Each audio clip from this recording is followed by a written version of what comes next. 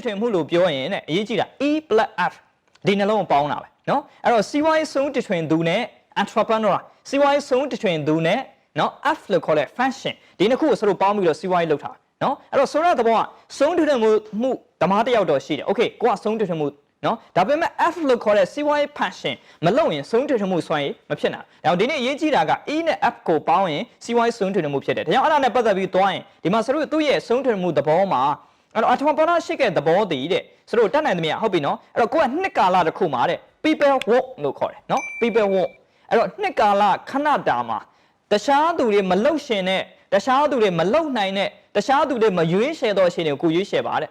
ကိုလုပ်ပါအဲ့လိုလုပ်ရင်တဲ့ကျန်တဲ့နှစ်ပေါင်းများစွာသည် more people ခန့်တယ်တခြားသူတွေမရနိုင်သောအခွင့်အလမ်းတွေအခွင့်အရေးတွေကိုအကုန်ရပြီဆိုတဲ့သဘောကနှစ်ကာလတိုမှာဟုတ်ပြီနော်တခြားသူတွေမလုတ်တဲ့အလုပ်တွေတခြားသူတွေမလုတ်ရှင်တဲ့အရာတွေကိုကိုစ조사နိုင်ရင်ကာလရှည်မှာတခြားသူတွေမရတဲ့အခွင့်အလမ်းကိုနောက်နှစ်ပေါင်းများစွာရဆိုတဲ့သဘောဥပမာအဖြစ်နော်လူတယောက်3နှစ်လောက်သူများနေမလုတ်ရှင်တဲ့အလုပ်ကိုလုပ်ရင်နောက်နှစ်ပေါင်း30ဒီသူများနေမရတဲ့ခွင့်အလမ်းကိုသူကရသွားဘာလဲဆိုရင်သူကအောင်မြင်တိုးတက်သွားတဲ့ပုံကိုယ်ထဲမှာပါသွားပြီဒါကြောင့်ဒီနေ့ရေးကြည့်တာလုပ်ငန်းတစ်ခုကိုစတော့ဆုံးတထွင်တဲ့အခါမှာနှစ်ကာလခဏတာမှာဆုံးဆဆလုပ်ပါဒါဆိုတော့တေချာတဲ့စီးပွားရေးလုပ်ငန်းရှင်တွေအားလုံးတေချာပေါက်တစ်နေ့မှာဖြစ်လာနိုင်မယ်ဆိုတော့ဒါဆရာတို့ဒီနေ့ဒီဆုံးထွင်မှုသဘောနဲ့အားပေးလိုက်အဲ့လိုသွားရင်ဒါကြောင့်ဒီနေ့ရေးကြည့်တာဆုံးထွင်မှုသမားလုပ်တော့မယ်ဆိုရင်မဖြစ်မနေသိရမှာဆရာတို့ရဲ့ trap နှစ်ခုရှိတယ်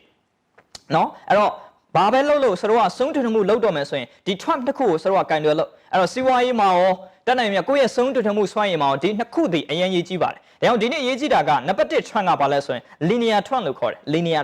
linear trend ရဲ့သဘောကကြတော့သူက limitation နဲ့သွားတာ linear trend ဥပမာအဖြစ်ကိုကဥပမာအလုပ်တစ်ခုလုပ်တဲ့အခါမှာလဲကိုက linear trend ရဲ့သဘောဟုတ်ပြီနော်ဥပမာဝန်ထမ်းဘဝတစ်ခုတည်း linear trend ဥပမာလို့ပဲနော်ဒီလမှာဥပမာအဖြစ်10သိန်းရတယ်ဒီနှစ်ထဲမှာ10သိန်းနောက်နှစ်မှာသူ့ရဲ့လစာစီ320ဟိုနောက်3-4နှစ်မှာသူ့လစာစီ330သူကဘာလဲဆိုရင် linear trend လို့ခေါ်တဲ့နော်တမယိုးချကန့်သက်မှုအားဖြင့်သူဒီဘာဖြစ်လဲသွားသောပုံစံဒါကို linear trend လို့ခေါ်တယ် okay ဆုံးထွတ်မှုသမားတွေကကြတော့ဘယ် trend ကိုရွေးတယ်လဲဆိုရင် exponential trend ကိုရွေးတယ်ဟုတ်ပြီနော်သူများနဲ့မတူအဲ့တော့ဒီနှစ်မှာတော့တက်နိုင်မြတ်ခေါင်းကပြောတဲ့မိတ်ဆွေတငယ်ချင်းတယောက်ကနော်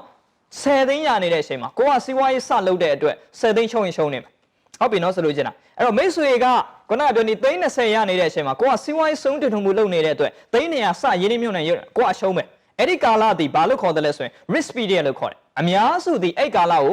မစွန့်စားရတာဆိုလို့ချင်းလားဒါပေမဲ့အဲ့ဒီကာလကိုစွန့်စွန့်စားစားလုပ်တဲ့သူတွေသည်ဟုတ်ပြီနော်အဲ့ဒီမှာခုနကမိတ်ဆွေကနေမှတစ်ဆင့်အများဆုံး330ဝင်ငွေရရှိနေတဲ့အချိန်မှာနော်ခုနကဆုံးတထွင်လုပ်ခဲ့တဲ့ပုံကကြတော့သူဒီလုပ်ငန်းတစ်ခုအောင်မြင်သွားတဲ့အချိန်မှာနော်ဆိုလို့ချင်းအဲ့တလာထဲမှာပဲ300လည်းဖြစ်နိုင်တယ်တစ်နှစ်လုံးမှာ3000လည်းဖြစ်သွားနိုင်တယ်ဒါကြောင့်ဒီနေ့ရေးကြည့်တာစီးပွားရေးဆုံးတထွင်မှုလို့ပြောရင်ကိုယ့်ရဲ့ကြိုးစားမှုဒီ exponential ဖြစ်ရဟုတ်ပြီနော်ဆိုလို့ချင်းအတိုင်းအဆမရှိသောဖွံ့ဖြိုးတိုးတက်သွားတဲ့ပုံစံအထူးသဖြင့်နော်ဂျမ်မာတို့လုပ်ငန်းတွေကြည့်လိုက်အခုအချိန်မှာ exponential ပဲနော်သူများနေမပေးဆက်တဲ့အချိန်မှာဂျမ်မာသည်တကဘာလုံးနဲ့ပတ်သက်ပြီးတော့စီးပွားရေးတွေနဲ့ပတ်သက်ပြီးအခမဲ့ဆက်သွယ်ရှိတ်ဆက်ပေးတယ်အခုချိန်မှာသူ့လုပ်ငန်းဒီ exponential ဖြစ်သွားပြီဒါကြောင့်ဒီနေ့ရေးကြည့်တာနှစ်ကာလတိုလေးမှာတက်နိုင်သမျှသူများနေမလုပ်ရှင်းတဲ့အရာလေးကိုတိုင်းကြီးခံပြီးတော့ကျူးစားကြော်ပြပါနောက်တစ်ချိန်မှာနှစ်ပေါင်းများစွာဒီကိုအောင်မြင်နိုင်မယ်ဆိုတော့ဒီနေ့ဒါနဲ့စရိုတက်နိုင်မြအားလုံးကိုဒါတင်ပြပြီးတော့အားပေးလိုက်ပါဒါကြောင့်ဒီနေ့စီးပွားရေးဆုံးထွင်မှုလို့ပြောရင်အရေးကြီးတာတော့ snap တဲ့သူစတင်ခြင်းမှာအောင်မြင်ခြင်းအဆင့်ကိုသွားဖို့အတွက်ဆိုရင်တော့ဆရာတို့နီလန်၄သွယ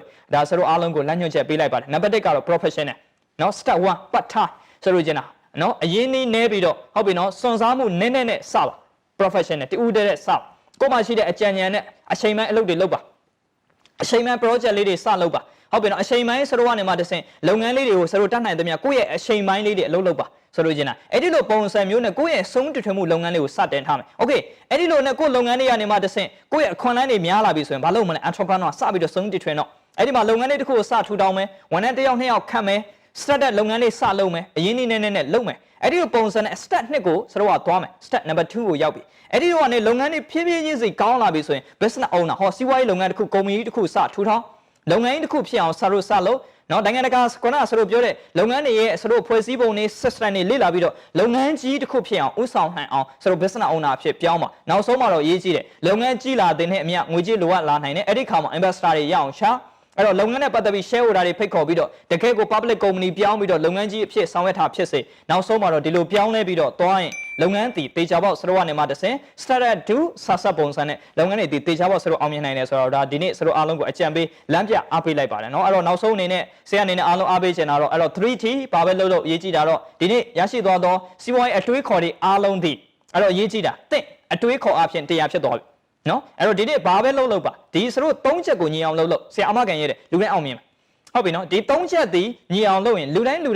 အောင်မြင်ပြီဘယ်ရမှဆူတောင်းနေစရာမလို don't wish for it work for it အဲ့ဒီရအတွက်မဆူတောင်းနဲ့အဲ့ဒီအတိုင်းသာလက်တွေ့လုပ်ကြည့်လူတိုင်းအောင်မြင်မယ်ဒါဆရာအမကန်ရဲပါအဲ့တော့ဟုတ်ပြီเนาะ entrepreneur တယောက်အနေနဲ့နံပါတ်1ကိုယ့်အတွေးရာခိုင်နှုန်းဒီ100ပြည့်ယုံကြည်ပြီးဆိုရင်နံပါတ်2တော့စပြောတော့ကိုယ်ပတ်ဝန်းကျင်စပြောတော့ကျွန်တော်ဒီနေ့ဘယ်စီးပွားရေးလုပ်ကျွန်တော်ဒီနေ့ဘယ်ပုံစံနဲ့အောင်မြင်အောင်လုပ်မယ်စပြောတော့ဟုတ်ပြီနော်ကိုယ့်ရဲ့ Facebook မှာကိုယ့်ရဲ့အယုံကြည်အားဆုံးဆရာသမားတွေဆိုလည်းပြောကိုကပြောပြီးသားဖြစ်တဲ့အတွက်ဂတိတရားကိုကြိုးစားတော့အဲ့တော့အရေးကြီးတာအတွေးသည်ဟုတ်ပြီနော်ကိုယ့်ရဲ့အပြောကလည်းတရားဖြစ်အဲ့မှာ90ဖြစ်နေလို့မရအတွေးကတရားဖြစ်တဲ့ဖြစ်ရှင်တာတွေများတယ်တိုးတော့ကိုယ့်ရဲ့အပြောက90လောက်နဲ့မယုံတယုံနဲ့ဖြစ်ရင်လည်းမောင်းမြင်နောက်ဆုံးဘာမှမလုပ်ရင်တော့မထူးနော်အလကားပဲဟိုခေါင်းပူတာပဲဖတ်တင်မယ်ဒါဒီနေ့ရေးကြီးတာကိုယ့်ရဲ့အတွေးရာခိုင်နှုန်းတရားဖြစ်ရမယ်ကိုယ့်ရဲ့အပြောမှာလည်းရာခိုင်နှုန်းတရားဖြစ်အောင်ပြောရမယ်နောက်ဆုံးကိုယ့်ရဲ့အလုပ်ကလည်းပဲရာခိုင်နှုန်းတရားအထိကိုတွေးတဲ့အတိုင်းကိုပြောတဲ့အတိုင်းလက်တွေ့ကြိုးစားသွားရင်လူတိုင်းအောင်မြင်မယ်ဆိုတော့ဆရာတို့ဒီနေ့အားလုံးကိုအားပေးအဲ့လိုလုပ်တဲ့အခါမှာစုံတထင်မှုသမားတယောက်အနေနဲ့ရေရှည်အောင်မြင်ခြင်းတော့မျက်တလုပ်ဟုတ်ပြီနော်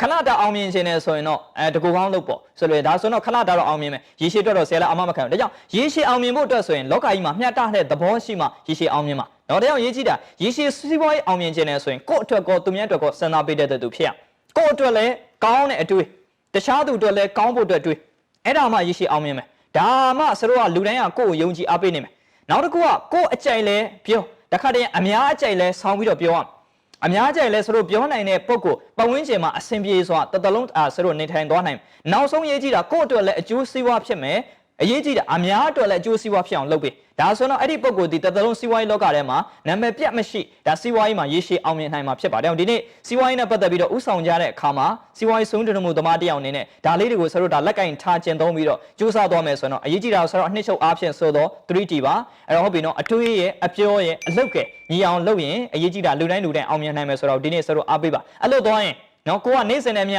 ဆုံးတွင်မှုသမားတယောက်ဖြစ်ရှင်နေဆိုရင်ကမ္ဘာမှာအထင်ရှားဆုံးမြန်မာနိုင်ငံမှာအောင်မြင်ဆုံးပုဂ္ဂိုလ်ကြီးတွေကိုနေတိုင်းမြင်ပြီးတော့ကိုအဲ့လိုမျိုးတွေးဟုတ်ပြီနော်ငါသည်အောင်မြင်နေတဲ့ပုဂ္ဂိုလ်တယောက်ဖြစ်ငါဒီနေ့ဘယ်လိုတွေးမလဲ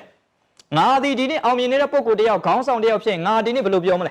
ငါသည်ဒီနေ့အောင်မြင်နေတဲ့ပုဂ္ဂိုလ်တယောက်ဖြစ်ငါဒီနေ့ဘယ်လိုလုပ်မလဲနေတိုင်းကိုသတိပေးဆုံးမဆိုလို့ကျင်တာအဲ့ဒီလိုမျိုးပုံစံနဲ့သွားရင်လူတိုင်းဒီစီးပွားရေးမှာဆုံးထွင်နိုင်တယ်ဆိုတော့ဒါဆိုတော့ဒီနေ့အားလုံးကိုအားပေးပါအဲ့လိုသွားတဲ့အခါမှာနောက်ဆုံးပိတ်အနေနဲ့တော့ဆရာနောက်တစ်ပိုင်းမှာအဓိကအဖြစ်တင်ပြချင်တာတော့အရေးကြီးတာဆိုတော့ဒီနေ့တင်ပြသွားတဲ့အပိုင်းသည် entrepreneurship ပဲဖြစ်ပါတယ်စီးပွားရေးဆုံးထွင်မှုပဲဖြစ်တယ်တိုးတော်အရေးကြီးတာဆုံးထွင်မှုသည်စွမ်းရည်သာဖြစ်ပါတယ်လက်တွေ့ဖြစ်ဖို့ဆိုတာစီးပွားရေးစလုပ်မှရဒါကြောင့် entrepreneurship to SME ကိုပြောင်းအောင်နော်အဲ့တော့စီးပွားရေးဆုံးထွင်မှုနော်ဆရာကဖြစ်ပြီဆိုရင်စီးပွားရေးလုပ်ငန်းတစ်ခုအကောင့်ထဲပေါ်တော့အတွေးတွေရပြီစွမ်းရည်ရပြီဆိုရင်စွမ်းရည်တွေအောင်မြင်မှုမဟုတ်စွမ်းရည်ရနေမှတဆင်လက်တွေကြအကောင့်ထဲပေါ်နိုင်မှဒါဆရာကနေမှတဆင်အောင်မြင်တယ်ဆိုတဲ့အခါမှာအဲ့တော့ဒီနေ့ဆရာပေးသွားတော့အရာဒီ idea ပေးသွားတယ် entrepreneurship စွမ်းရည်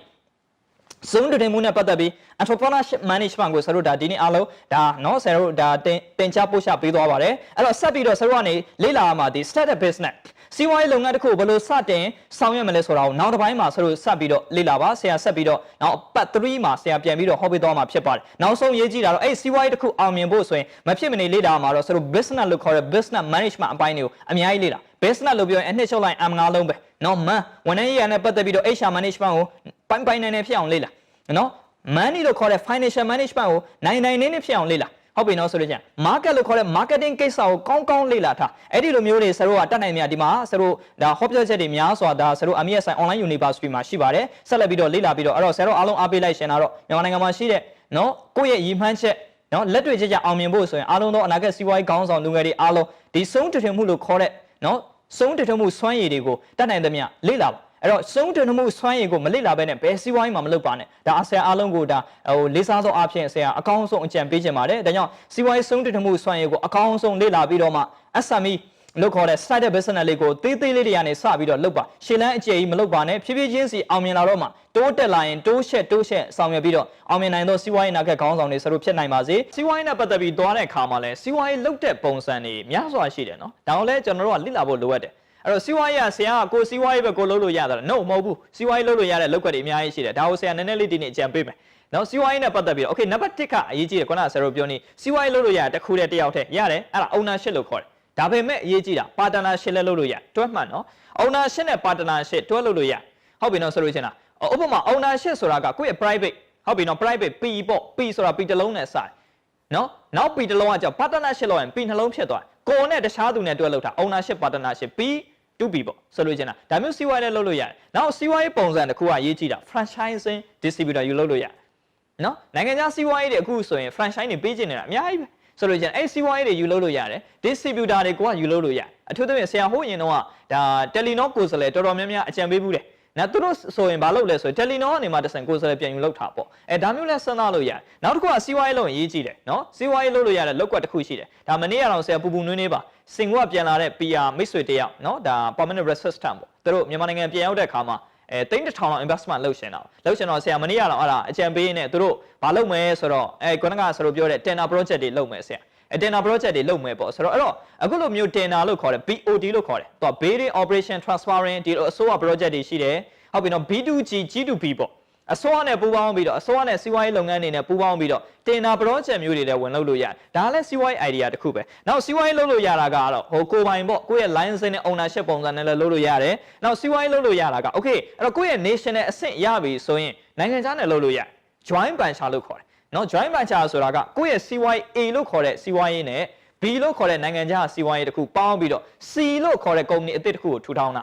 ာဆိုတော့တော်နည်းမဟုတ်သူတို့နိုင်ငံနာမည်နဲ့ကိုယ့်နိုင်ငံမှာတည်ဆောက်တာအထူးသဖြင့်မြန်မာနိုင်ငံမှာဆရာဥပမာလေးပြခြင်းနဲ့ GV လုပ်တဲ့ project တွေအများကြီးပဲနော်ဥပမာဥစောစောဟုတ်ပြီနော်ဥစောစောစီးပွားရေးလုပ်ငန်းတစ်ခုနဲ့နိုင်ငံခြားကဥပမာ Novotel အဲ့တော့မြန်မာနိုင်ငံမှာဗာလဲ Novotel စီးပွားရေးလုပ်တယ် Max နဲ့ပေါင်းပြီးတော့လုပ်တာဒါမျိုးတွေကိုကျွန်တော်တို့စဉ်းစားလို့ရနောက်ဆုံးရေးကြည့်တာတော့စီးပွားရေးမှာအရေးကြီးတယ် P3P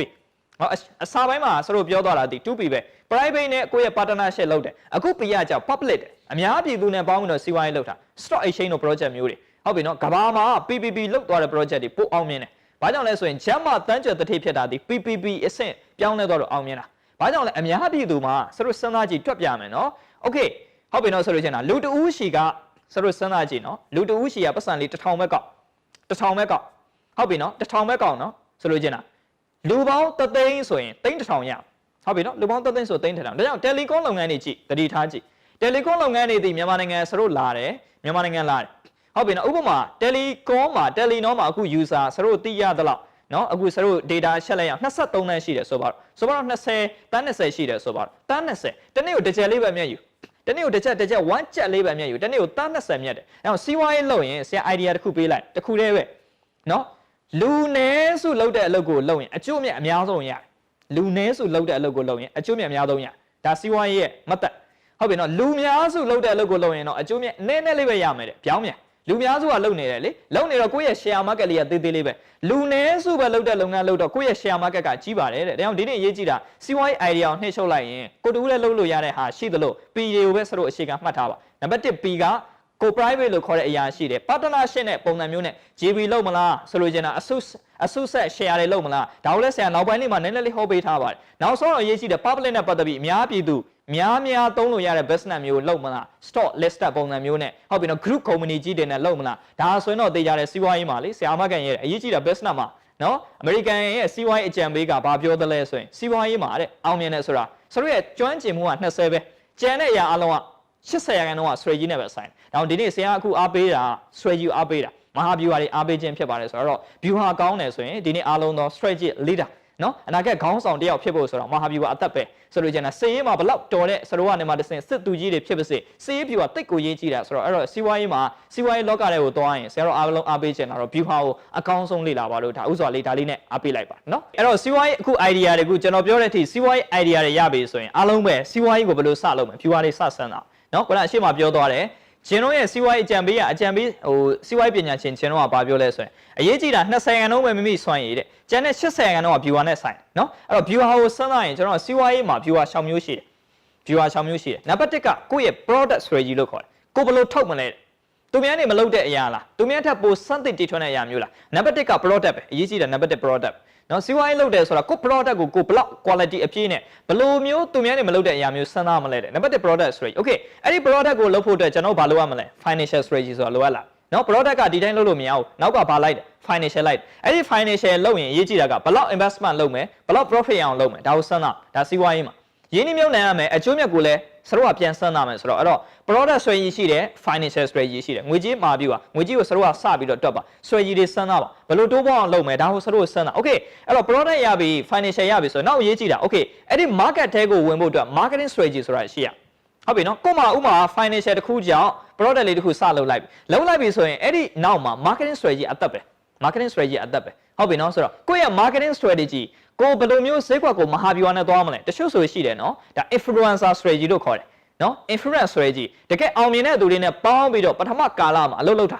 ဟုတ်ပြီနော်ဥပမာခုနကပြောတဲ့ဆိုလို့ G2B B2G ဆိုလိုက်ဒီလိုပဲအစိုးရ project နဲ့ပေါင်းလုပ်လိုက်တယ်အောင်မြင်သွားတယ်တချို့လဲ second trader တွေနဲ့ယူလုပ်လိုက်တယ်နာမည်လေးရလာတော့မှကိုယ့်အလုပ်ကိုလုပ်တယ်ဒါဆိုတော့ marketing strategy တွေနည်းလမ်းမျိုးစုံရှိတယ်နောက်တစ်ခုအဲ့တော့ marketing strategy ရပြီဆိုရင်အရေးကြီးတယ်အဲ့ market ထဲမှာနေသော customer strategy တိတ်ကိုရေးကြည့်တယ်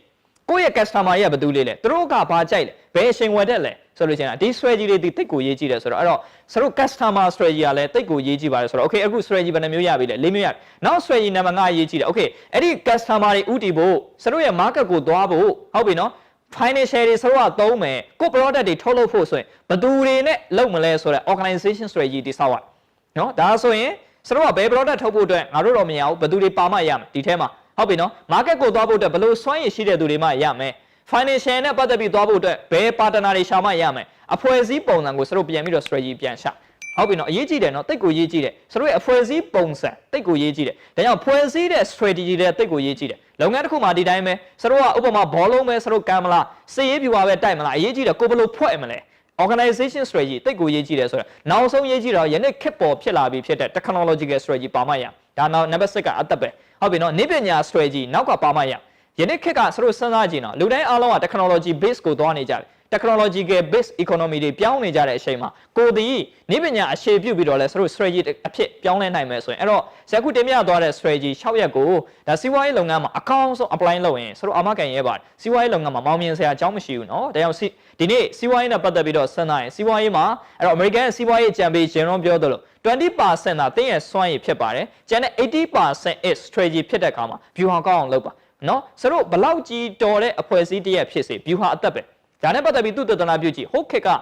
နော်မန်ယူတို့ဘာလို့စရုပ်ဘောလုံးပွဲတွေစရုပ်စမ်းတော့ဖာကူဆိုင်ရှိတဲ့အချိန်နဲ့မရှိတဲ့အချိန်တော့မတူအများကြီးပဲနော်မြန်မာနိုင်ငံဒီတိုင်းပဲနေတာပဲမြန်မာနိုင်ငံလူကြီးဒါပေမဲ့ဘိုးကြောင်ဆန်ရှိတဲ့အချိန်မရှိတဲ့အချိန်မတူဘူး strategy ကအဓိကအသက်ဒါကြောင့်ခေါင်းဆောင်ရဲ့ view ဟာစရုပ်ကတိတ်ကိုရေးကြည့်တယ်။သွားခြင်းနဲ့စရုပ်ရဲ့ strategy အမြင်သည်တိတ်ကိုရေးကြည့်တဲ့အခါမှာဒါကြောင့်စရုပ်က view ဟာကိုအခြေပြုသောစီးပွားရေးပုံစံကိုစတင်တိစောက်ပါ။တို့မှသာလျှင်စီးပွားရေးလုပ်ငန်းတွေအားလုံးအသေးစားလက်စားဆရာတိတ်မပြောပါဘူး။ရေးကြည့်တာတော့ view ဟာဒီနံပါတ်1အဓိကအသက်ဖြစ်တဲ့အခါမှာလူတိုင်းကတော့အခုချိန်အသေးလို့လဲနောက်ချိန်မှာအကြီးဖြစ်လာနိုင်တာပဲ။နောက်ဒီနေ့ရေးကြည့်တာတော့မဟာ view အောင်အကောင်းဆုံးရှုမြင်ပြီးတော့စူးစမ်းသွားရင်တော့စီးပွားရေးလုပ်ငန်းတွေအားလုံးတေချာပေါအောင်မြင်နိုင်မယ်ဆိုတော့ဆရာဒီပိုင်းလေးမှာအကြံပြုပါ။စီးပွားရေးလို့စရုပ်ပြောရင်နော်စီးပွားရေးအနှစ်ချုပ်အားလုံးဟိုကျန်တဲ့ຢာတွေစရုပ်အများကြီးသိမ့်မမှတ်နေပါစေနော်ဒီຢာလေးတော့ကျေးဇူးရမှတ်နော်ဒါဆရာစီးပွားရေးနဲ့ပတ်သက်ပြီးစီးပွားရေးကျောင်းသားတိုင်းကိုဒီအချက်၅ချက်ပဲနော်စရုပ်အကြံပြုတယ်နောက်ကုမ္ပဏီတွေကိုဆရာကိုဖိတ်ရင်ဆရာအဲ့ criteria ၅ချက်ကိုပဲတိုင်းဒီစီးပွားရေးတစ်ခုအောင်မြင်လားမအောင်မြင်လားဆိုတော့အဲ့ရေတောင်းမြင့်၅ချက်ဒီအသက်ပဲအဲ့ဒီရေတောင်းမြင့်၅ချက်ကတစ်ခုပြတ်တော့နေပြီဆိုအဲ့အပင်ကတေနေတာပဲဒါကြောင့်ဒီနေ့ရေးကြည့်ရနံပါတ်1ကဘာလဲဆိုရင်မန်ဝန်ထမ်းရေးရပဲဟုတ်ပြီနော်စီးပွားရေးတစ်ခုစလုပ်မယ်ဆိုရင်ဝန်ထမ်းအသက်ပဲဝန်ထမ်းအသက်ပဲဆိုတော့じゃမိမိလူမှုပိုင်းဆိုင်ရာအဲ့ဒီမှာစရုပ်ရဲ့မိမိရဲ့ခုနပြောတဲ့ဟုတ်ပြီနော် shareholder တွေဟောခုန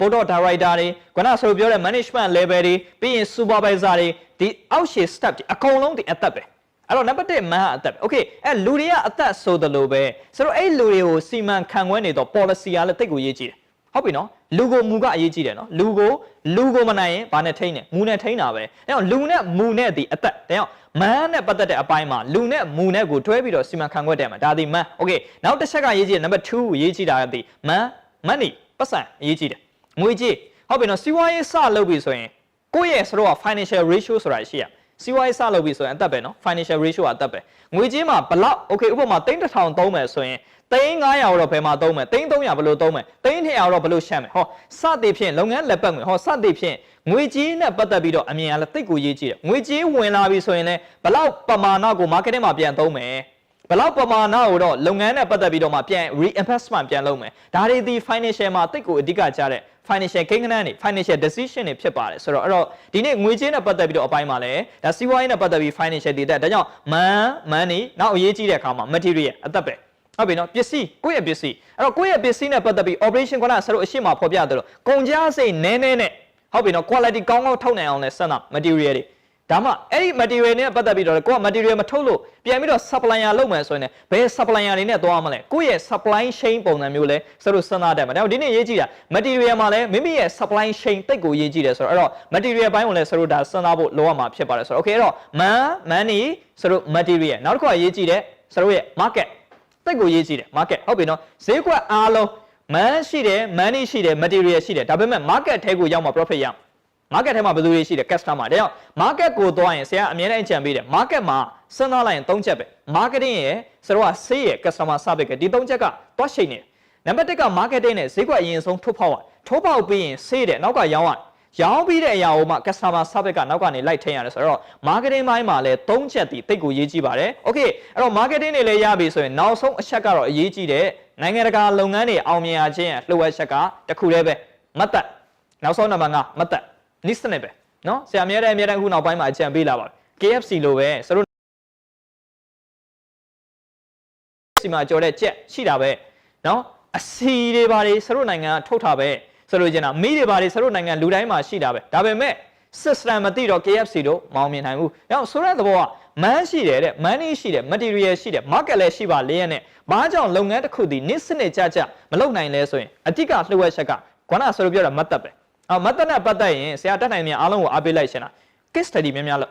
နော်ဒါဆရာ guideline တစ်ခုပေးမှာ case study များများလို့အောင်မြင်တဲ့လုပ်ငန်းတွေအားလုံး case study လို့အခုဆရာတို့ YouTube မှာလည်းဖော်ပြပေးထားပါဆရာအများကြီးပဲဖော်ပြပေးထားတယ်အောင်မြင်တဲ့လုပ်ငန်းတွေ case study ဘာကြောင့်အောင်မြင်တယ်ဘယ်လိုလုပ်ခဲ့လို့အောင်မြင်တယ်အဲ့ဒါလေးတွေဒီကိုယ့်ရဲ့လုပ်ငန်းမတ်တပ်ပဲဟောဆရာတို့ခုလုပ်နေတာဒီဆရာစင်လုပ်နေတာဒီအောင်မြင်တဲ့လုပ်ငန်းတွေ case study အများကြီးပြန်ယူတယ်ဆိုလို့ချင်းအဲ့ဒါဒီကိုယ့်လုပ်ငန်းအသက်ဒါဒီနေ့ရေးကြည့်တာလုပ်ငန်းမှာစီးပွားရေးနဲ့ပတ်သက်ပြီးအဓိကအနှစ်ချုပ်လို့ပြောရင်၅ချက်လေးပဲဒါဒီစီးပွားရေးရေတောင်းမြစ်ပါပဲအဲ့ဒီရေတောင်းမြစ်တွေကိုရှင်းသန်းနေရင်အပင်းဒီစိတ်နှံဆိုပြေနေမယ်ဆိုတော့အဲ့တော့စီးပွားရေးကျောင်းသားပင်ဖြစ်စေစီးပွားရေး SME လုပ်ငန်းပင်ဖြစ်စေစီးပွားရေးလုပ်ငန်းရှင်ကြီးတယောက်ဖြစ်စေဒါဒီအဓိကအသက်၅ချက်ဖြစ်တဲ့အခါမှာဒီရေတောင်းမြစ်၅ချက်ကိုတိုးတက်ပြီးတော့စတော့ကနေမှတစ်ဆင့်အမြဲတမ်းဒါကိုကြည့်ပြီးတော့စီမံခန့်ခွဲဆောင်ရွက်နေမယ်ဆိုရင်စီးပွားရေးလုပ်ငန်းတိုင်းအားလုံးအောင်မြင်နိုင်မယ်ဆိုတော့ဆရာမြကြီးလက်ခံမလို့ဒီနေ့အားလုံးကိုဒါအားလည်းပေးပါတယ်အကြံလည်းပေးလိုက်ပါအဲ့တော့စီးပွားရေးဆိုတာကိုယ့်ရဲ့နော်စတော့မှာပတ်ဝန်းကျင်နှစ်ခုရှိတယ်နော်ဒါစီးပွားရေးလုပ်တဲ့သူတိုင်းစဉ်းစားမယ့်ကိစ္စနော်ပတ်ဝန်းကျင်နှစ်ခုရှိတယ်ကိုယ်မာတော်မှအသက်ရှင်ဖို့အတွက်ကိုယ်ရင်အပြင်မှာလေရလိုအပ်သေးရင်ကိုယ်စီးပွားရေးဆိုတာကကိုယ်တူတဲ့လက်ပတ်လို့မရ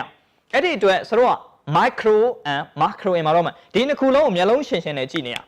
ကိုယ်လုပ်ငန်းလေးပဲကြည့်နေလို့မရဘူးကိုယ်လုပ်ငန်းလေးပဲကြည့်နေလို့မရကိုယ်လုပ်ငန်းလေးဆိုတာ micro လို့ခေါ်တယ်အခုဆရာတို့ဒီမှာစာဝိုင်းမှာဖော်ပြထားတယ် micro လို့ခေါ်တယ်အဲ့ဒါစီးပွားရေးပတ်ဝန်းကျင်အသေး SME လုပ်ငန်းတွေအားလုံးက micro ထဲမှာရှိတယ်ဒါ micro economy လို့ခေါ်တာနော်အဲ့တော့ကိုယ် micro ကြည့်တယ်လို့ macroဒီစရုပ်ရဲ့နိုင်ငံစီးပွားရေးပတ်ဝန်းကျင်ကိုလည်းကြည့်ရအောင်နော်အဲ့မှာဘာလဲဆိုရင် macro မှာကျတော့ political တွေနိုင်ငံရေးစီးပွားရေးကလည်းများစွာတက်ရောက်တယ်နော်အခုဆိုရင်စရုပ် SME လုပ်ငန်းတွေအစိုးရရှင်းငွေတို့ဘာလို့စသည်ဖြင့်ဒါအများကြီးရှိတယ်အဲ့တော့ဆိုရတဲ့ဘောကဒီလုပ်ငန်းကြီးတွေရဲ့ national economy အားလုံးကလည်းကိုယ့်ပေါ်မှာလွှမ်းမိုးမှုရှိတာပဲဒါကြောင့်စရုပ်က political လို့ခေါ်တဲ့နိုင်ငံရေးကလည်းစရုပ်စမ်းတာနိုင်ငံရေးအပြောင်းလဲဖြစ်ရင် law တွေပြောင်းလဲသွားရင်လည်းစရုပ်ကိုလာထိတာပဲစီးပွားရေးသမားတွေဒါကြောင့်ဒီနေ့ရေးကြည့်တာနိုင်ငံရေးနောက်တရား PE နောက် E economy နိုင်ငံရဲ့စီးပွားရေးဘယ်လိုမျိုးနိုင်ငံဖွံ့ဖြိုးတိုးတက်မှုနိုင်ငံတော်အစိုးရရဲ့ project တွေရှိတယ်လေ economy တစ်ခုလုံးနဲ့စဉ်းစားထားဒီပေါ်မှာမူတည်ပြီးတော့စီးပွားရေးကဖွံ့ဖြိုးတိုးတက်လာမှာ SME တွေကဝန်ဆောင်မှုလုပ်လို့ရတယ်လေဒါကြောင့်ဒီနေ့နိုင်ငံရဲ့တိုးတက်လာမဲ့တိုးရှက်လာမဲ့နိုင်ငံတော်စီမံကိန်းတွေနိုင်ငံတစ်ခုလုံးရဲ့စီးပွားရေးအခြေအနေကိုလည်းသုံးသပ်နိုင်စွမ်းရှိအောင်ဒါကြောင့်နိုင်ငံရေးအပြောင်းလဲပြီးတဲ့အခါမှာစီးပွားရေးနဲ့ပတ်သက်ပြီးတော့တိုးရှက်မဲ့ပုံစံ PE နောက် S social အရေးကြီးတယ်လူမှုပတ်ဝန်းကျင်တရလုံးရဲ့တိုးတက်ပြောင်းလဲလာတဲ့ပုံစံဒါကိုလည်းဆရာတို့ကိုကကြည့်ပြီးတော့မှကိုကပြောင်းလဲရရခင်လိုမျိုးဖလာအခုခေတ်ကမဟုတ်တော့ society ပြောင်းလဲနေတဲ့အတွက်ဆရာတို့အများတိုင်းပြောတယ်နော်စီးပွားရေးလုပ်တယ်ဆိုတာကိုယ့်အတွက်လုပ်တာမဟုတ် society ကိုဝန်ဆောင်မှုပေးဖို့လုပ်တာအဲ့ဒီအတွက် society ပြောင်းလဲနေတဲ့ကိစ္စအတိုင်းကို update သိနေရအဲ့ update လိုက်ပြီးတော့ပြောင်းလဲပေးနိုင်မယ်ဆိုတော့ society ကိုလည်းဆိုလို့ဒါစဉ်းစားလို့ဒါကြောင့် PES နောက်ဆုံးရေးကြည့်တာတော့ T တိတ်ကိုရေးကြည့်တယ် T technology ကဟုတ်ပြီနော်အဲ့တော့တိုးတက်လာတဲ့နိပညာဘာတွေတိုးတက်လာပြီအခုဆိုရင်လူတိုင်းမှာအခုဆိုတော့အရင်တော့ကတော့ကြော်ညာတော့မဟုတ်တော့အရင်တော့ကြော်ညာတွေဟာ TV ကကြော်ညာတယ်စသည်ဖြင့် magazine တွေကနေကြော်ညာယနေ့ခေတ်အဲ့ဒါတွေသိမကြည့်တော့ဘာကြည့်လား Facebook ကြည့်လားအဲ့တော့ပြောင်းလဲလာတဲ့တိုးတက်လာတဲ့ပုံမူတည်ပြီးတော့လဲကိုကစီးပွားရေး Trump နေဒီလိုက်ပြောင်းတယ်ဒါကြောင့်ဒီနေ့ရေးကြည့်တာကကိုယ့်ရဲ့ micro တဲ့ တင်းရဲ့စီးပွားရေးအသေးစားလက်စားစီးပွားရေးလုပ်ငန်းအားလုံးဒီအသေးစားလက်စားစီးပွားရေးလုပ်ငန်းဒီအခွင့်အကျင်းလေးပဲကြည့်နေလို့မရအောင်အခင်းကျင်းလေးပဲစလို့ကြည့်နေလို့မရအောင်ကိုယ့်ရဲ့ပတ်ဝန်းကျင်ကြီးကိုလည်း political economical social technological ဒီကောင်နဲ့စလို့ကအများကြီးတော့ဘာကြောင့်လဲအခုစလို့အိမ်လို့ပေါ့နော်အိမ်လေးတစ်ခုတိဆောက်ထားတယ်အဲ့ဒီအိမ်ဒီမြန်မာနိုင်ငံရဲ့မြေပေါ်မှာတိဆောက်တယ်အဲ့တော့မြေယာဥပဒေပြောင်းရင်စလို့လည်းအကုန်လုံးပြောင်းလဲမယ်သဘောပဲလေဒါကြောင့်အပြင်ဘက်လောကကြီးကိုကြည့်ပြီးတော့ကိုယ့်အတွင်းလောကကိုစတော့တိဆောက်တဲ့ခါမှာဒါစီးပွားရေးနဲ့ပတ်သက်ပြီးတော့အတွင်းပြင်မျက်တတာဖြစ်အောင် analyze လုပ်ပါဒါကြောင့်စီးပွားရေးနဲ့ပတ်သက်ပြီးတော့ကိုယ့်ရဲ့အမြင်မှာနှစ်ခုလုံးကြည့်နေပါဒါကြောင့်အသေးစားလက်စားစီးပွားရေးလုပ်ငန်းတွေအားလုံးကိုယ့်အပြင်လောကကိုလည်းအမြဲတမ်းမျက်ရှိမပြတ်ကြည့်ပါဒါကြောင့်စီးပွားရေးနဲ့ပတ်သက်ပြီးတော့တစ်ခုတည်းပဲနော်စီးပွားရေးအောင်မြင်ခြင်းသတင်းချက်လက်ကိုရှေ့တာခံတာကောင်းတော့စီးပွားရေးမှာရေးကြည့်တာသတင်းချက်လက်ပဲဘယ်နေ့ဘယ်ချိန်ဘာစီးပွားရေးလုပ်ငန်း project တွေရှိတယ်ဘယ်လိုအပြောင်းလဲတွေဖြစ်လာမယ်အဲ့ဒီအရာကိုသတင်းချက်လက်စောလင်စွာရတဲ့သူကစရုပ်ပိုအောင်မြင်တာပဲเนาะတန်တန်းနေမှာတော့သုံးပါတယ်အာလီဘတ်လို့ခေါ်တာပေါ့စောထားတဲ့ငှက်တွေဒီစရုပ်ခွန်လန်းကိုပို့ရတယ်လို့ပေါ့ဒါကြောင့်ဒီနေ့ရေးကြည့်တာမျက်လုံးရှင်းရှင်းဟုတ်ပြီနော်ဆိုလို့ရှိရင်နားဆွန့်နဲ့တာအလုပ်လုံးဒါဆိုရင်တော့စီးပွားရေးလုပ်ငန်းနဲ့ပတ်သက်ပြီးတော့တေချာပေါ့စရုပ်အောင်မြင်နိုင်မယ်ဆိုတော့နောက်စီးပွားရေးခေါင်းဆောင်လူငယ်တွေအားလုံးကိုလည်းဒါစီးပွားရေးနဲ့ပတ်သက်ပြီးတော့လမ်းပြမြေပုံဖြစ်ဆရာအားလုံးကိုဒါအကြံပေးပါเนาะโอเคဒါကြောင့်စီးပွားရေးပတ်ဝန်းကျင်ကိုစရုပ်ပြန်ပြီးတော့သူတည်တနာပြုခြင်းเนาะဒါကြောင့်စရုပ်ကစီးပွားရေးမှာယနေ့ခေတ်ကဘာဖြစ်လာလဲဆိုရင် competitive ပုံများလာဟုတ်တယ်เนาะယခုထက်လည်းပုံများအောင်မယ်เนาะစရုပ်ကစီးပွားရေးတကားဖွင့်လာပြီဆိုတိုင်းအမြအခုကမှကို national ဒီ competitive လုပ်နေရသေးတယ်ဖြည်းဖြည်းချင်းစီကနိုင်ငံတကာလုပ်ငန်းတွေကပုံဝင်လာအောင်မှာဒါဆရာနောက်ပိုင်းမှာဟိုနောက်ဆုံးပိုင်းမှာပို့ပြီးတော့ဟောပေးထားပါတယ်နိုင်ငံခြားလုပ်ငန်းတွေဘယ်လိုပုံစံနဲ့ဝင်လာမလဲဆိုတော့ဆရာနောက်ပိုင်းမှာပို့ဟောပေးထားတယ်ဆိုတဲ့အခါမှာအဲ့တော့စီးပွားရေးမှာစရုပ်ကစဉ်းစားရင်စီးပွားရေးနဲ့ပတ်သက်ပြီးတော့စဉ်းစားရင် committed automatic ကပိုကြည့်လာစဉ်းစားကြည့်မယ်နော်အခုစရုပ်ဒီမှာစရုပ်ကစဉ်းစားတဲ့အခါမှာအဲ့တော့ကိုယ့်ရဲ့နော်စရုပ်က market ကိုကြည့် committed in market စီးပွားရေးမှာဘာဖြစ်လာလဲဆိုရင်ရှင်ပြိုင်မှုပိုများလာအဲ့ဒီများလာတဲ့အခါမှာဘာတွေကများလာလဲဆိုရင်ဒီတစ်ဖက်မှာကြည့် supplier power ပိုကြီးလာဟုတ်တယ်နော်ဈေးကွက်ကြီးရှင်ပြိုင်လာတဲ့ supplier power တွေဒီပိုများလာတယ်အပြတ်အဆိုင်တွေပိုရောင်းလာကြဒါစီးပွားရေးရဲ့သဘောတဘာဝဒီထက်လည်းပိုများလာအောင်ပါဒါစီးပွားရေးသမားတွေပိုမြင်ထားရမယ်နော်ဆိုလို့ကျရင်အဲ့တော့ supplier power ပိုများလာမယ်များလာတဲ့နဲ့အမျှစတို့တစ်ဖက်က buyer power လည်းပိုတက်လာဟုတ်လားဝယ်တဲ့သူပိုများလာရခင်ခေတ်နဲ့ယခုခေတ်စတို့မတူတော့ဘူးဝယ်တဲ့သူပိုများလာတယ်နော်ဒါကြောင့်စတို့ကသူ့ထက်ငါကောင်းကြော်ညာချတဲ့အခါမှာဝယ်တဲ့သူတွေကလည်းမလုံးတွေရပြီးတော့စတို့ဘာလုပ်ကြပို့ဝယ်လာကြနော်ဆိုလို့ကျင်တာဘယ်ကနေတော့ပတ်စံထွက်လာကြတော့မသိပို့ဝယ်လာကြတော့တွေ့ရနော်အဲ့တော့စတို့ကပို့ပြီးတော့ဝယ်လာကြနောက်ဆုံးအဲ့လိုဝယ်တဲ့အခါမှာရေးကြည့်တာကစတို့ခုနကစတို့ပြောနေဘာဖြစ်သွားလဲ threat of the new entry ဘာဖြစ်အစားထိုးသွားဟုတ်ပြီနော်ဆိုတော့အစားထိုးသွားတယ် substitute တွေဖြစ်သွားကြအစားထိုးသွား market မှာဟုတ်ပြီနော်ဆိုလို့ကျင်တာဝယ်အားတွေများလာတဲ့အမြအဲ့ဒီဝယ်အားတွေကလည်းတစ်ခါတည်းကို customer သူ့ product ကိုဝယ်သွားမယ်တခါတည်းသူ့ customer လည်းကို customer ဖြစ်လာနိုင်တယ်ဆိုတော့အဲ့တော့ market ကရှင်ပြိုင်ခြင်းလောကကြီးမှာများစွာတိုးတက်လာတဲ့အခါမှာဒါဒီနေ့စတော့သတိထားဖို့ကနှစ်ခုပဲဟုတ်ပြီနော်ဈေးကွက်စီးပွားရေးကိုရှင်ပြိုင်တဲ့အခါမှာစတော့စမ်းသာရှင်ပြိုင်ခြင်းနေရာမှာအရာနော်ကိုနဲ့ကို competitor အမြဲတမ်းကြည့်နေရကိုကဘာလဲဆိုရင် company တစ်ခုဖြစ်ရင်ဟုတ်ပြီနော်ကိုလုပ်ငန်းတစ်ခုမှာကိုရဲ့ competitor ဘာလုပ်နေတယ်အမြဲတမ်းကြည့်ဟုတ်ပြီနော်ကြည့်ပြီးတော့သူ့အတိုင်းလိုက်လို့ဖို့မဟုတ်ဘူးဂျမ်းမာတော့ပြောတယ်ဟုတ်ပြီနော် competitor လုပ်တဲ့အတိုင်း copy ကိုရင်တော့ဒိုင်းနဲ့ကိုသေးပြီးပြဒါကြောင့်သူ့ထက်ကောင်းအောင်ကိုမလုပ်နိုင်မယ်အများတိုင်းစဉ်းစားနော်ဒါကြောင့်ဆရာတို့ကဘာမှာတော့ဘာရှိသလဲဆိုရင် learn from competitor တင်းရဲ့ competitor ရှေ့ကလေ့လာပြီးတော့ use their leverage power လို့ခေါ်တယ်ဟုတ်ပြီနော်သူတို့ထက်အားတောင် leverage their strength လို့ခေါ်တယ်သူတို့အားသာချက်ထက်ပိုသော leverage တွေကိုပိုသော leverage ဆိုတော့အားတွေနော်စီးပွားရေးမှာရှင်ပြိုင်တဲ့အခါမှာကိုယ့်ရဲ့အတွင်းအားလို့ခေါ်တယ်အတွင်းကိုယ့်ရဲ့လုပ်ငန်းတွေနဲ့ပတ်သက်ပြီးတော့ director တို့ကိုယ့်ရဲ့အတွင်းပိုင်းဆိုင်ရာ strategy တွေ management တွေပြောင်းခြင်းတည်လဲသူ့ကိုနိုင်စေတယ်ဒါပေမဲ့အပြင်ဘက်လောကရဲ့ corporation နဲ့လုပ်ငန်းတွေပေါင်းစည်းလိုက်ခြင်းတည်လဲ committee အောင်နိုင်စေတယ်ကြိုက်တဲ့ဆွဲကြီးအတွင်းဆွဲကြီးလဲပြောင်းလို့ရတယ်အပြင်ဆွဲကြီးလဲစရိုစဉ်းစားလို့ရတယ်ဆိုတော့ဒါကြောင့်ဒီနေ့စဉ်းစားဖို့အတွက်ကပြောရင်စီးပွားရေးမှာကိုယ့်ရဲ့ view ဟာကိုလဲစရိုစဉ်းစားပါဒါကြောင့်ရှင်ပြိုင်မှုများလာတဲ့အမြကိုယ့်ရဲ့ internet capacity တွေလဲပြောင်းအောင်ကိုယ့်ရဲ့အတွင်းပိုင်းစီမံခန့်ခွဲတဲ့ပုံစံတွေကိုယ့်ရဲ့ resource ကောင်းကောင်းရဖို့အရေးကြီးတယ်ဒါကြောင့်ဆိုတဲ့သဘောကအရေးကြီးတယ် distinct resource တွေများစွာရှိတယ် market မှာဟော customer awareness ကစရိုအများကြီးထောင်တက်လာပြီနော် customer တွေပို့များလာပြီအဲ့ဒီခေတ်မှာကိုယ်အတတ်နိုင်သမျှမတူညီတဲ့ကိုယ့်ရဲ့ဆိုတော့ resource set တွေကိုပြန်စဉ်းစားဒါဆိုရင်တော့စီးပွားရေးမှာအောင်မြင်မယ်ဆိုတာဒါကြောင့်ဒီနေ့အရေးကြီးတာတော့စီးပွားရေးရှင်ပြိုင်ခြင်းအားလုံးအောင်မြင်ခြင်းနဲ့ဆိုတော့ဆရာတော်တစ်ခုတည်းပဲအကြံပေးတယ်ကျွန်မအကြံပေးသလိုပဲနော်ရှင်ပြိုင်မှုမကြိုက်ရင်နံပါတ်1ဖြစ်အောင်လုပ်နံပါတ်1ဖြစ်အောင်လုပ်ဟုတ်ပြီနော်ဆရာတို့တတ်နိုင်မြငငယ်တုန်းကလို့ပေါ့နော်သူလဲဒါတက်ကိုလဲဒါတက်ဆိုရင်တော့ဥပမာ diploma level ဆိုရင်လူပေါင်း1000နဲ့ရှိပြီးတော့ရှင်ပြိုင်ရမယ်အမှတ် ABC ရဖို့အတွက်နော် MBA level ရောက်လာတယ်လူပေါင်း100 200လောက်နဲ့ပဲပြန်ရတော့တိတ်တက်မဲ့သူတိတ်မရှိတော့ဟိုနောက်ဆုံး PhD level ရောက်သွားတယ်တယောက်2ယောက်နဲ့ပဲရှင်ပြန်ရတော့ဟုတ်ပြီနော်ဒါကြောင့်စတို့ယာတုမှလည်းဒီတိုင်းပဲစတို့က assistant ယာတုဆိုရင်အများကြီးပဲရှင်ပြိုင်နေရ manager ဆိုရင် company တစ်ခုမှ4-5ယောက်ပဲရှိတော့ နောက်ဆုံး CEO ဆိုတော့တယောက်ပဲအဲ့တော့ရှင်ပြိုင်မှုမရှိခြင်းနံပါတ်1ဖြစ်အောင်လုပ်ပါတယ်ဒါတော့ကျမတွေးခေါ်ပဲနောက်ဒီနေ့ရေးကြည့်တာတော့ဆရာတို့ကစီးပွားရေးနဲ့ပတ်သက်ပြီးတော့ဆရာတို့အားလုံးအားပေးလိုက်ရှင်တာတော့ဆရာတို့တတ်နိုင်သမျှရှင်ပြိုင်မှုအားပေးတယ်ဘာကြောင့်လဲဒါမှကိုယ့်နိုင်ငံစီးပွားရေးဖွံ့ဖြိုးတိုးတက်မှာရှင်ပြိုင်လာတဲ့အမြစီးပွားရေးတွေပိုကောင်းအောင်လုပ်မယ်အဲ့ဒီထဲမှာမှရှင်ပြိုင်မှုကိုမကြိုက်ရင်တော့ဆရာတို့တတ်နိုင်သမျှနံပါတ်1ဖြစ်အောင်လာလုပ်ကြဒါဆိုရင်တော့စီးပွားရေးမှာပို့ပြီးတော့အောင်မြင်နိုင်မယ်ဆိုတော့ဆရာတို့ဒါရှင်းပြပါတယ်ဆိုတော့နောက်ဆုံးပိုင်းမှာတော့စီးပွားရေးနဲ့ပတ်သက်ပြီးတော့ဆရာအနေနဲ့မဖြစ်မနေလူတိုင်းသိရမယ်စီးပွားရေးအသုံးနှုန်းနေနဲ့ပြောပြီးတော့ဆရာဒီနေ့ဒီကဏ္ဍကိုအနှစ်ချုပ်ပေးသွားမှာဖြစ်ပါတယ်နော်ဆရာကလည်းအရှိမဖော်ပြသွားတဲ့စီးပွားရေးလုပ်ငန်းနဲ့ပတ်သက်ပြီးတော့နော်ဟို entrepreneurship ကနေစပြီးတော့နော် entrepreneurship SME management နေစပြီးတော့အခုဆရာ SME စီးပွားရေးနဲ့ပတ်သက်ပြီး SME management SME မှာ SME စီးပွားရေးစတင်မှု SME စီးပွားရေးနဲ့ပတ်သက်ပြီးတော့မှာဆရာတို့ကစီမံခန့်ခွဲမှုပုံစံ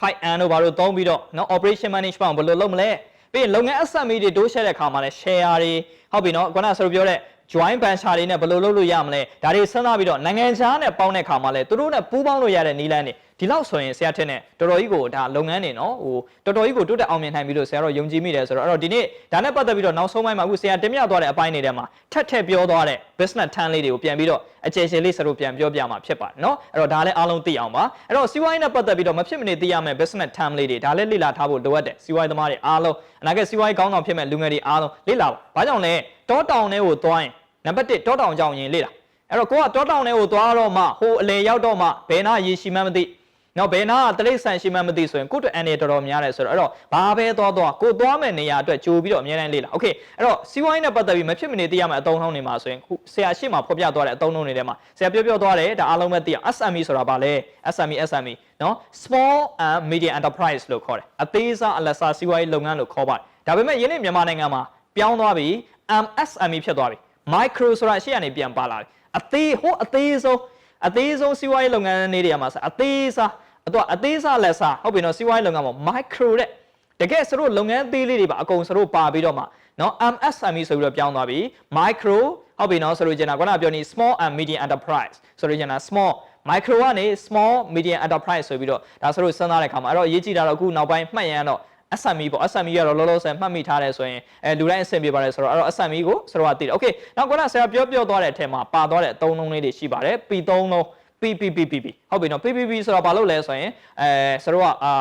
public private partnership နော်ဆိုလို့ကျင်တာအဲ့တော့ဆိုတဲ့သဘောကသူကပုဂ္ဂလိကနဲ့ဟုတ်ပြီနော်အများပြည်သူပေါင်းပြီးတော့ပူးပေါင်းပြီးတော့လုပ်ငန်းတွေလုပ်ကြအထူးသဖြင့် PPP လုပ်ငန်းတွေဟုတ်ပြီနော် PPP လုပ်တယ်လို့ခေါ်ဥပမာအားဖြင့်ဥပမာအများပိုင်း company တွေထူထောင်ကြတဲ့ဟာမျိုးတွေဒါတွေစလို့စဉ်းစားအစု share တွေလောက်ကြတဲ့ခါမျိုးတွေဒါတွေဒီစလို့ပါလဲဆို PPP လေးပဲဟုတ်ပြီနော်လုပ်ငန်းတွေနဲ့ပတ်သက်ပြီးတော့စလို့ဒါစဉ်းစားနောက်တစ်ခုကခေါင်းကစလို့ဟိုးရှေ့မှာဖော်ပြသွားတဲ့အတုံးလုံးလေးရှိတယ်အဲ့ဒါဘာလဲဆို BOT လို့ခေါ်တယ် Building Operation and Transparent ဆိုတဲ့သဘောကဒါ tender project တွေအစိုးရနဲ့ပူးပေါင်းဆောင်ရွက်တဲ့ project တွေဟုတ်ပြီနော်အစိုးရနဲ့လုပ်ငန်းတစ်ခုလုပ်ပြီဆိုရင် building နဲ့အရင်ဆုံးတိဆောက်တယ်ကိုကနေတိဆောက်အစိုးရ budget ရှာရင်ရှာပေးမယ်အဲ့တော့ကိုကတိဆောက်ရင် operation အဲ့ဒီပုံမှာမူတည်ပြီးတော့ကိုကနေမှလက်ပတ်ဥပမာ220စီမံကိန်းလား230စီမံကိန်းလားဒါမှမဟုတ်10နှစ်စီမံကိန်းလားလက်ပ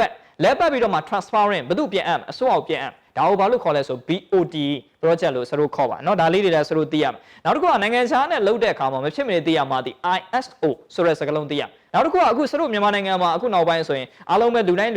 းခေါ်လာကြတဲ့ GMB တို့ဘာလို့ GMB Good Manufacturing Practice ဟုတ်ပြီနော်ကောင်းမွန်သောနော် manufacturing ထုတ်လုပ်မှုမှာတကယ် practice အလေးကျင့်တစ်ခုနဲ့နေ့စနစ်ကောင်းတစ်ခုနဲ့အလုပ်လုပ်တဲ့လုပ်ငန်းမျိုးဒါကို GMB သိမှတ်ပြုရလို့ခေါ်တယ် Good Manufacturing Practice ဒါတွေကလည်းဆရာတို့ဒါမဖြစ်မနေသိရမယ်အသုံးအနှုန်းတွေဖြစ်ပါတယ်နောက်တစ်ခုကဆရာတို့ဟိုးရှေ့မှာဖော်ပြသွားတဲ့အထက်တွေထဲမှာပါတယ် MOU ဆိုတဲ့စကားလုံး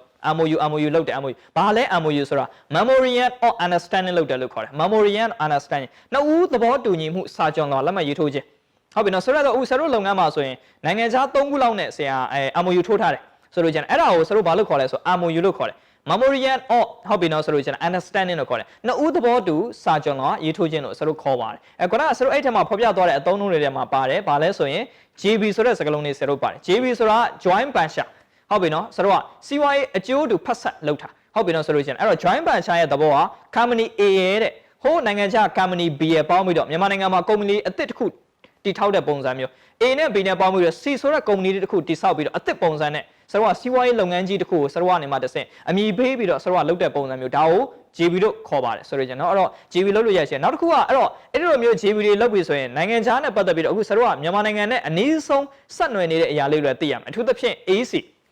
ASEAN Economic Community အာဆီယံစီးပွားရေးတိုင်ဝမ်ဟုတ်ပြီနော်ကိုကမြင်ထားရမယ် အာဆီယံစီးပွားရေးတိုင်ဝမ်ဒီလေမြန်မာနိုင်ငံအများကြီးဆရောကနေမှတဆင်ဒါ SME လုပ်ငန်းတွေရောစီးပွားရေးသမားတွေရောအများကြီးဆရောကနေမှတဆင်အကျိုးသက်ရောက်မှုရှိမှာပဲနိုင်ငံသားတွေမှာလည်းပတ်စံပေါ်ကျော်ရမှာဒီစီးပွားရေးလုပ်ငန်းတွေကအားလုံးအောင်မြင်မှာပေါ့ဒါကြောင့်ဒီနေ့ဆရာပြောချင်တာအရာတိုင်းမှာတပတ် each other လို့ခေါ်တယ်တစ်ခုနဲ့တစ်ခုကအများနဲ့ဒုံတွဲနေဟုတ်ပြီနော်ဆရာကတစ်ခုတည်းနဲ့ဘယ်တော့မှအရာတစ်ခုမဖြစ်ဘူး SME နဲ့လည်းစီးပွားရေးလုပ်လို့မရnational economy ရလဲတစ်ခုတည်းနဲ့မရဘူးဆိုအကုန်လုံးကတစ်ခုနဲ့တစ်ခုတည် independent each other ပဲတစ်ခုနဲ့တစ်ခုကမှီကိုရက်တည်နေတဲ့အခါမှာဒါကြောင့်စီးပွားရေးလုပ်ငန်းတွေအားလုံးအဓိကအနှစ်သာရတော့တောက်တိုင်နေပဲတစ်ခုချင်းစီတစ်ခုချင်းစီကိုအကျိုးပြုနေပါတယ် cost and effect ပေါ့နော်အကျိုးနဲ့အကြောင်းတွေတစ်ခုချင်းစီကိုပြန်အကျိုးပြုနေတဲ့အခါမှာစီးပွားရေးလုပ်ငန်းတွေအားလုံးကတတ်နိုင်သမျှလေ့လာပါနောက်တစ်ခုကဆရာဒီနေ့အားလုံးအားပေးလိုက်ရှင်လားရည်မှန်းချက်လေးတစ်ခုကအခုလိုဟောပြောချက်တွေအားလုံးတည်နံပါတ်1စီးပွားရေးလုပ်ငန်းအသစ်တွေပေါ်ထွန်းလာစေခြင်းတယ်သုံးပါဒီနိုင်ငံဒီစီးပွားရေးအောင်မြင်မယ်နံပါတ်2လက်ရှိရှိတဲ့အသေးစားလက်စားစီးပွားရေးလုပ်ငန်းတွေကလည်းအခုလိုမျိုးလုပ်ငန်းကြီးတွေဖြစ်အောင်လုပ်ရ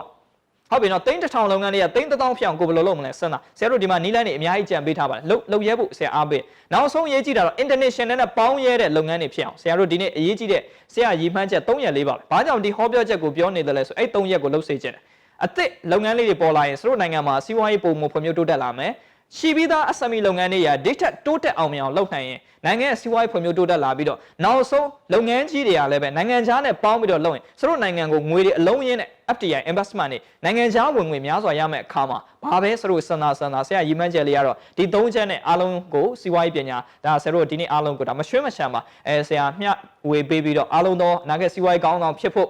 SME တွေတိုးတက်ဖို့လက်ရှိရှိတဲ့စီးပွားရေးလုပ်ငန်းတွေကလည်းနိုင်ငံခြားနဲ့ပူးပေါင်းဆောင်ရွက်အရေးအဲ့တော့ဒီအချက်3ချက်ကိုအခြေပြုပြီးတော့ဆရာအနေနဲ့အကြံပေးတင်ပြလိုက်ပါတယ်ဆိုတော့အားလုံးသောမြန်မာနိုင်ငံမှာရှိတဲ့အားလုံးသောလုပ်ငန်းတွေအားလုံးနော် I am business leader နာဒီစီးပွားရေးခေါင်းဆောင်ဆိုတဲ့စိတ်နဲ့အကောင်းဆုံးကြိုးစား you can do it I can do it ပေါ့တူတော်စီးပွားရေးအောင်မြင်နိုင်တယ်ဆိုရင်နော် challenge လေးလုပ်ကြည့်ပေါ့နော်ကျမ်းမာတော့စီးပွားရေးအောင်မြင်နိုင်တယ်ဆိုရင်အားလုံးကလုပ်နိုင်ရမှာပေါ့နော်ဒါကြောင့်ဒီနေ့စီးပွားရေးနဲ့ပတ်သက်ပြီးအားလုံးအားပေးလိုက်ချင်တာအားလုံးပါသူများတော့လုပ်နိုင်သေးတယ်ဆိုရင်ကိုယ်လည်းလုပ်နိုင်ပါတယ်နော်အဲ့တော့ဒီစိတ်ဓာတ်လေးနဲ့အားလုံးပဲကြိုးစားပြီးတော့အနာဂတ်မှာအောင်မြင်သောတိုးတက်သောဟုတ်ပြီနော်နိုင်ငံကိုဟုတ်ပြီနော်အကျိုးပြုသောစီးပွားရေးဥဆောင်သူတွေအားလုံးဖြစ်နိုင်ကြပါစေအဲ့တော့အသေးစားလက်စားစီးပွားရေးလုပ်ငန်းမှသည်အကြီးစားလုပ်ငန်းကြီးတွေဖြစ်ပြီးတော့နိုင်ငံခြားနဲ့ပူးပေါင်းဆောင်ရွက်နိုင်တဲ့အထိလုပ်ငန်းကြီးတွေဖြစ်နိုင်ကြပါစေအားပင်ဖြင့်အီးမြလောက်နေကုန်ချုပ်ဝင်ပြပါအားလုံးတူတယောက်ချင်းစီအားလုံး you are the business leader သင်သည်စီးပွားရေးကောင်းဆောင်ကဖြစ်ပါတယ်အားလုံးကျေးဇူးထူးတင်ရှိပါကျေးဇူးတက်ပါ thank you ပါ